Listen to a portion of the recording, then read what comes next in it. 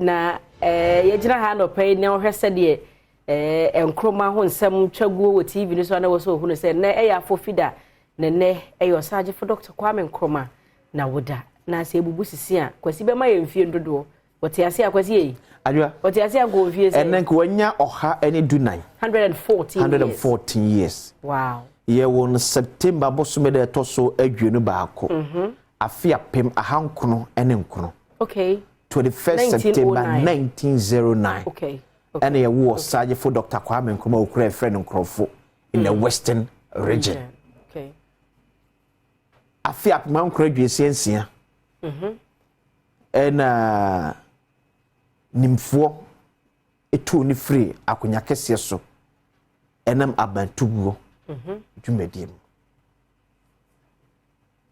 se wuyi emfinhia nwotwe ye de ahye constitution mu se obia ba o mesum finhia nwotwe ndia enka kamam kabia mamuo no ansa na ye free soja mamuo maba ne etoso fourth republic ye womi na nka one the longest serving elected president of Ghana okay onye mfinhia nsia ewa akonya kese ne so yes on by 99 yes. And 9 so na wako enya kwanya ba kwa. Yes, akoto aba se wonya kwanya kana sa yenwotwe.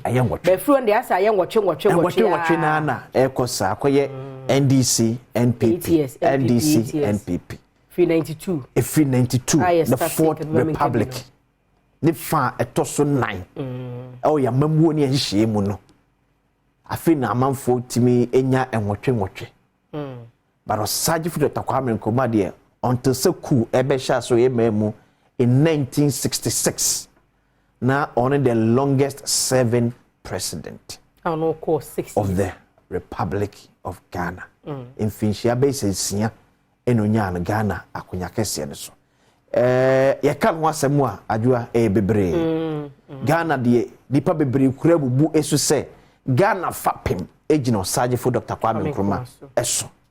Ebim kra fi se onna se bi etwa Ghana fruma sa so ne die ni mo se osadom ya santua ya na oda yemu ya odi anim ko esakese se yenkoje fa hodie enfemfiri aprofonsem though bi mu o makasa reservation say maybe just maybe it was too early for it na Ghana yen sanso ye tie adwade sa na ebimu ehuno because bi mu so hu ne say Sasamo can say the black man is capable of managing his own affairs. No, na kure. Kone kura so ye nyanye capable. In fact, ye danu ya mamu de show Sergeant for Dr. Kwame Nkrumah ensa no.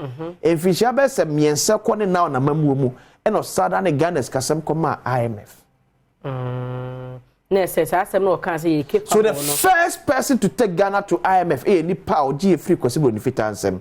So we are capable of managing our own affairs. You bet ma tutu ye sikasem aye nema okay but it was the same person what they call IMF ebia na Ghana suffocate us at that time okay enti na was say oji ye free nkrofo ebim so fi say for example ene so ura South Africa wa nwema so ura brochire ye ho fe o yes ya abrosan no timi kan ya na for ye nya adaje ma abrofo ne building ye man ye man ye ne a ebe see 2000 kura that is it ebia 2000 nanka ye man Ghana efe don't forget say before I ever gi ho free kwese bonifita ansem ne dis ka fe pounds sika wiase nyina na mu oduru eni bina ne yedi kenya ne send yedi CDC ya de bia ne yesu CD to dollar ifro ne bank kapre ne mpeswa eni re bebura bia ye de aba bedri but se penisi adwo achia enyemu yi esne kasa bebu ode nyina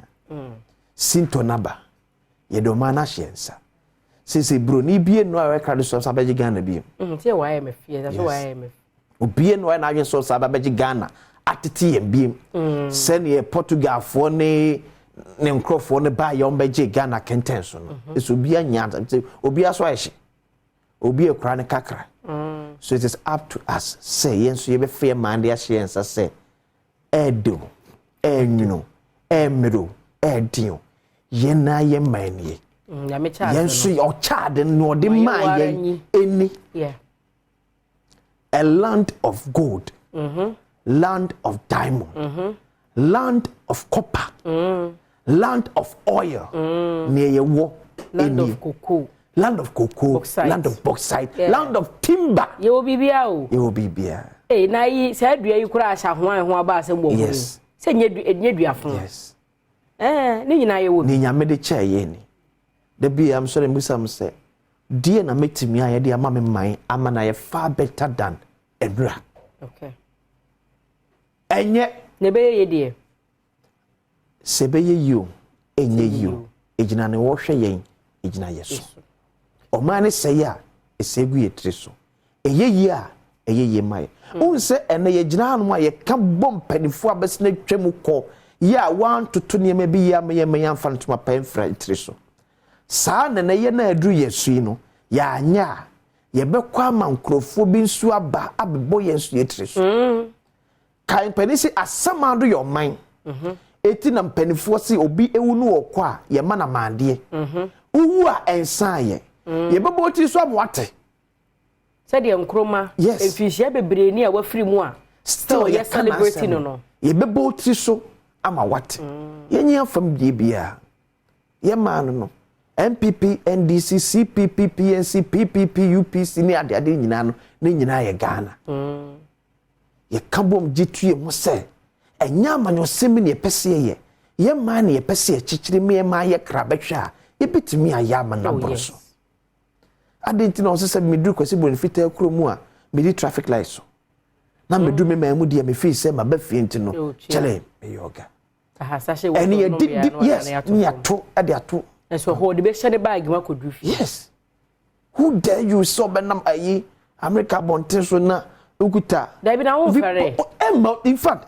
ni di ka kwase emma utrim ene number 1 ni sa ne belt man na wo ye ni di kan se unya tisi America bonten so na unya free unya fro unya wura kotoka na akofro plane na omuje suban ni nyina wa airport wo yes oja Ghana suban ni nyina wa ha ibitimi aya amana ye ibitimi aya amana ye Ghana nse yo ebi aya dwene bi ya na ye se omana da bi omana nse ye omani beyeye ne beyeye gina brana ye bode so empenfo na fire for wa fire because of enkrofo ni nipaban ayeye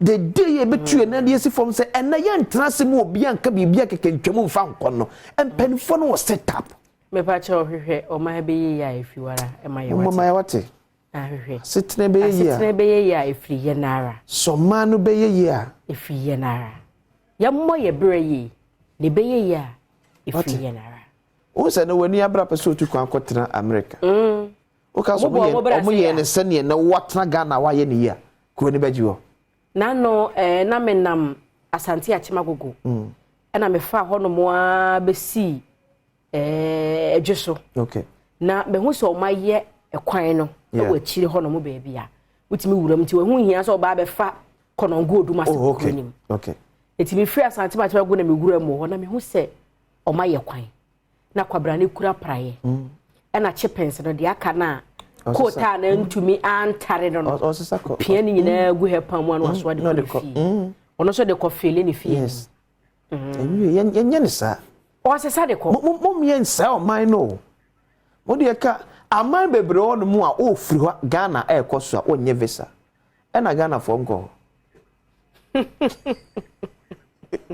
what back mama is le going here so kwan your mind for free yeah so ko what back birthday ni yes satan ye ko na kwan ni so futuru santo asem na okay santo okay satan ye yira me si bia metie me to aso ko bedi mu a enka medu nsawam kwa de ben ye ko what back birthday yeah oh baby I say me wo fan ko barrier and na be free ko santo me to aso because me be a google map they told me say 31 hwan say na me say awurade mawu me to aso me say ka medu baby na me ka sisi konongo yeah and am de course anto ye kona kwan so futuru nya me adom je ko ye birthday bo hu de da na mu we say ye ma wo back na wo bobo and na mpanifo ye aye kwan yi and 2 weeks okay and omo fira so mo ye na wo hwe ka wa lodo iron rods na iron rods na no esika kwan no so and wo ko na etitija o say no adwa o say no owi obeka say taxpayers money ye de den yes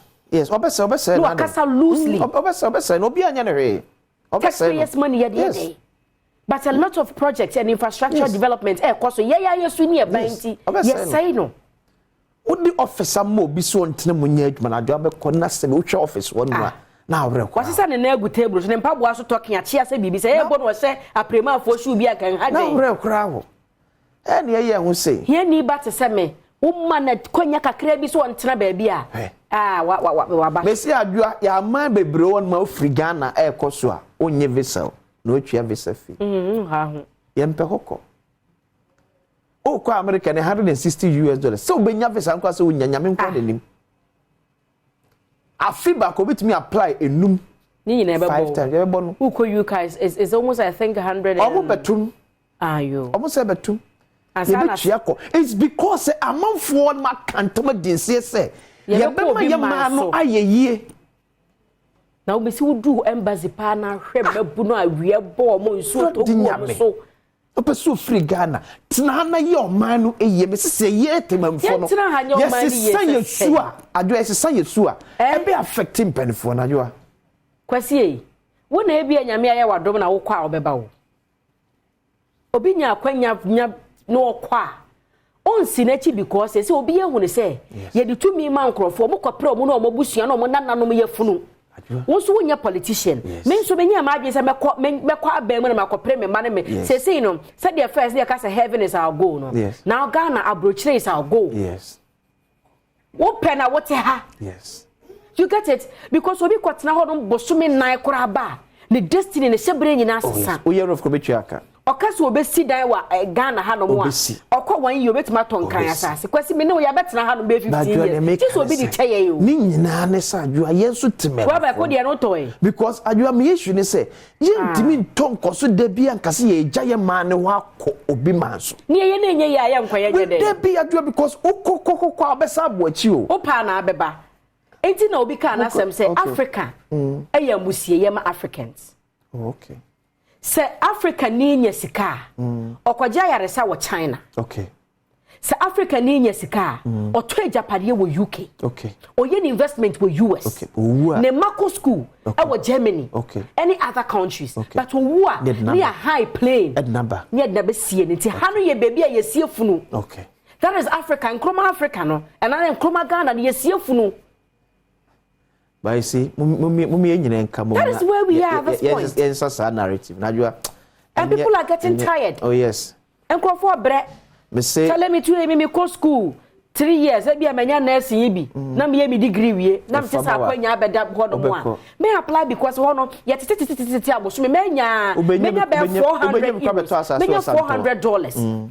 Minim nurse ni oye adwuma opantan hwa abodanfo mo mu no na ma no obi chesiu mini pa bi kwa do say what the mic okay and them say get na find tim boy man no man broken heart the mic nti no che say odu ho na wonim de na nurse fo ni bi koye mic na gedim li kasa no nti say ono pe na hwesa yarefo no na oba mic tena say na ade bi bo atare mu apre mic uti nyo so wa nunum na mic na wa haye che say occupational hazard so kan na to so tie de na de kan no 1002 nene uba kora yesay ofo trotro ayesay so we nyina it is engrofo di don be catch us or man you more dey they are not being fair to the youth of this country 1200 na data and the data kora 399 Ghana for 180 gig enyo internet enso so abeye necessity internet untubi ntina Ghana by this time nka say uni internet mpenfo ne enye 1200 what the 4 million to data keke obia so to be country so you can live without data because and you send you mail adwuma mu kra ye kwaru ni ade ade na mail internet national de nam and the data as at last year auto 399 cedis now near about 250 gig now 180 gig nobody is saying anything and from our day mame now I was at te wa de minim said you miss use no oh mame bank statement bia na me say said you not sure but they bia we use bia 1 gig enti ene we use 180 days wo na wode mframa na mame wo na wo kire kwan a wo fa sa fa so fa wo mframa na wasa ato amaye de o enti ene ye na mo na adum ye data o obi frew wo se ge ni twa ni ka say 1200 obi frew say not sure ma send wadio now as we do mu data no akoso because esiso a woni beba ho so no 180 gig na sa 4 million na so 1200 na 4 million furu bo so me ensa bia Usika account say yes, and can rent yes say, and we act as if we are not in Ghana. Or before no amount rent 120 Ghana. Meanwhile, when you said the Kurana say no free by your penny one can rent a crane 120.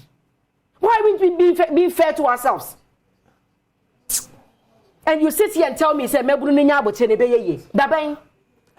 Would you be yes and when you're 70 years, who will know more Brayas, where you're Quasian Penny? 80 million coin was a betray 3 million pounds for Quanam de Quatanabucha. Mempo was here, Bushako, Cramami at home, Nambia Quabruche. Because within 2 years, I can repay my family. Within 2 years, I can repay my family. Let's get serious. Yada Mebrunache, and now may face the country for some way yesterday. Online portals, I said the general swallow pen, you dear grand. It has a corner as a moko, I say border suja. Instead of tackling it from the root, yet you just say, because you come when him so win to us. I can train a mutual and corruption. It's here will be a crumful. Mr. Ghana, everybody is a thief. I can train a mutual and corruption. Be a crumful and but they pretend they say a year Juma because the Juma run also is pretending to pay us. Because 1,002 now just sorry baby of 40 crores Juma. No, what's what transportation every month. Then there was a wood if for one cry. Maybe did before patio locals. Metra hono Maria, me sorry I me more kakra na nya me 150 Ghana. Adwem koi, na say. What the young fan say maybe 30 cedis a day mpo. Okay. And the bottled water cry say. Say 900 kono no. Udi 30 cedis a day. And opa wi anwumre me dia no pa 10 cedis. Bo so me 900 cedis. Anwumre 10 cedis kra, which is 900 cedis ko. Because the kose kra no, you bought 1 cedi. Oh my. Coco, yes coco 5 cedis. Yes, Coco 5 Ghana. Now to Coco 5 cedis, now to cost 3 cedis, can I top pano to 2 cedis, 10 as and so I went away. And then what here to the 10 transportation, the 15 cedis, Gary and beans. It was the cheapest food in Ghana. Near Cassia, course in Niger, say Jenny Yentiminto. Nankaya Junior Yamaha, you were rabbe the higher did Jenny ye. No be able catches a planting for food on jobs. Now a idea what crata so can buy store on grounds. Near we are but say Jenny board day because a course in Niger and Kayadi and Kanija con and Kafaya Hobesi and your Jenny. Are we serious as a country? Are we serious? I'm not paid here. A horse was Niger crash was one talk. And so many dread Ghana by water. I did dream more. In fact, I joined in Niger when they did $2 million every cockrat Jenny for Niger. No be a catch as a policy. It's on paper. Planting because the dream no be my body. So body dream say Asante Atima go crab body for. Me call her last 2 weeks. Me to body draw 40 cedis. Open the so 60 Ghana. Asante Atima go crab say what we do the body before. And how crowd win body 5 cedi draw and 20. Member you know yesakawa. And member you know school fees not the tablet. Because that's the only way to make money. Once people sit up there, or for you say, and they come to tell us, "Oh, mind the baby." Kobrane na mo pese sani chipad. Me ma mo asia ma yusua. Ma die wo mu a ma chira to atwe no. O mo frefre baller for no say, "Uhwemu nya pada fuma me de koye sakawa." Obeya sakawa na wie, na wo panyine na wo te ho no na wo so wa ye yie no. Wo ye sakawa na ama, na wa tutuo. Benfe wa adidija. Any muna nenam. Omo wate soro omo nwene enchirima ho. Enchirima na realizing in terms of when say, "Oh nwene ye ho a ye bedwene ye ho ne afa ye ho adwene." Yeah. NDA ye was sem kese pa bonipo. Why? Minister for Youth and Sports. Minister for Employment. Minister for Finance. President, Vice President. Utina nochwaba ekanya. We need the reality. Yeah, mabunu no e face. We street life. We enye ne wakata so ayatwe. We the reality. Street life. The reality. So you nunu ye ho ne yesere a etoji ya untimi ntwe obi 1,200 so on fan survive 1 month. And you expect the person to be too genuine. No, enye possible. Enye possible. Oh. So emfa. Akwanya ne na ema ye. Emfa. Yes, emfa. Adam can say yeti hey. Ya yes pose bi no mi no ka etira pam ha yes pose pa na de fa no na frɛ sɛ misro me mam $1 million. Abra kuta $150,000 abenya nkrata wa America trans. Akufo-Addo retreat calls for slave trade.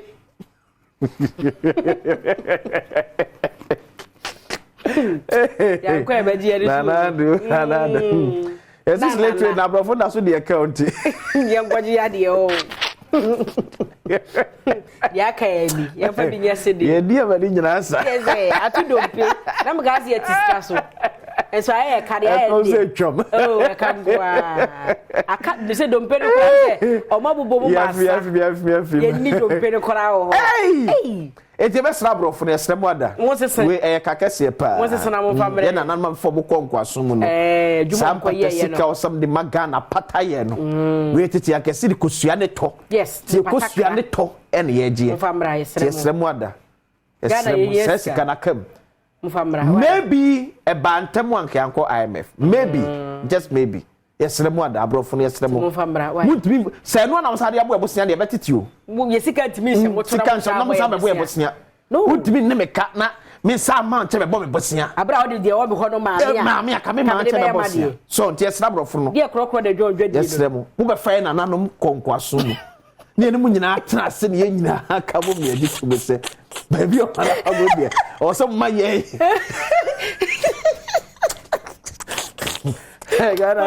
Yesterday, concert country. So, especially United Kingdom. We are small father do pa. UK about ya bora mo say bounce here. Munya side no. It does some me visa na some dey carry my. Mo my visa. Mo me choose the pa 200. Scan those are also. So Philip pa 50 million. And they come on say me fa nkonko so we are ready to serve. It does some me free visa and some dey carry my. Ya ni munya say. Akonya na mo bi etu man no. Mo kura mo 66 million. Musa. Munya ni papa. Sasa na mu ni but still nipa be benye ba dia tuma. Munya sad. Mo fesi kama yen.